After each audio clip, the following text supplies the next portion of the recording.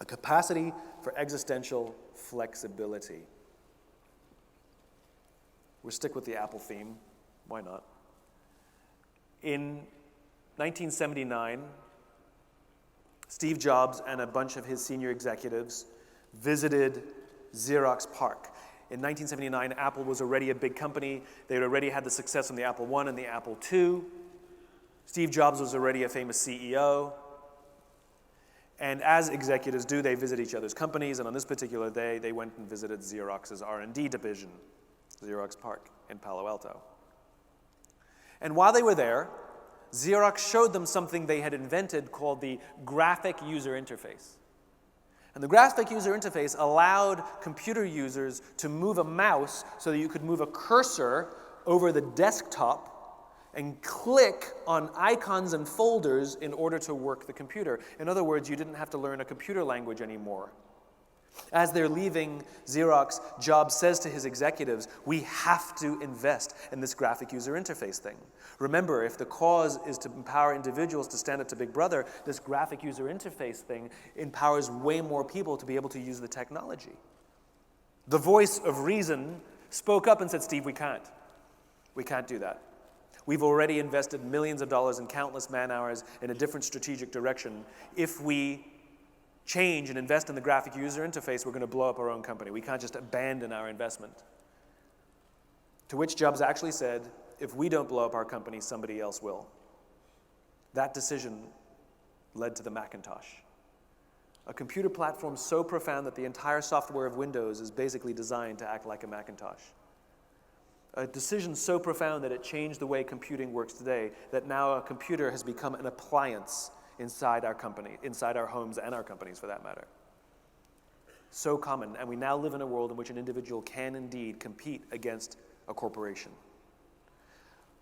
Existential flexibility is the capacity to make profound strategic shifts, 180-degree strategic shifts in order to better advance your cause. And failure to do so may ultimately lead to the demise of your own organization. Back when Blockbuster, you remember Blockbuster was the 800-pound gorilla, especially in the United States. Basically, you couldn't rent videos from anywhere else except from Blockbuster versus mom and pops that were in your local neighborhood.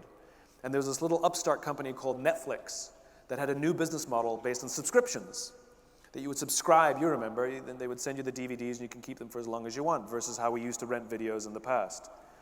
And the CEO of Blockbuster went to his board and said, we have to look into the subscription model thing, especially where streaming technology is getting better and better. We should probably prepare ourselves. And the board said, absolutely not, we may not do that, because we get 12% of our revenues from late fees, and we'd be walking away from that revenue. Blockbuster no longer exists, and Netflix dominates the industry. Because if you're not willing to blow up your own company, the market will blow it up for you. Even if it means making a short-term hit to the short-term results. In order to have a capacity for existential flexibility, one, you have to have a just cause, and B, you have to have trusting teams. The cause is what directs that flexibility. This is not like shiny object syndrome, that so many of us have either suffered from or have been subjected to, where some entrepreneur hears a speech and hears the latest shiny object and wants to redirect the whole company there, and after the fourth or fifth one this year, everybody doesn't know what the hell's going on. That's not what I'm talking about. I'm not talking about the daily flexibility required to run your business. I'm talking about when you discover a technology or a better strategy or a better way to advance your cause, and you're willing to make this profound strategic shift in order to advance your cause. But you have to know what your cause is first, and you better have trusting teams, because the likelihood that you're going to put your company through upheaval in the short term is high, and your people have to be willing to go along with it. In other words, they say, we agree, this is going to hurt, let's do it. Because if they don't, they'll all abandon ship. Kodak made the same mistake.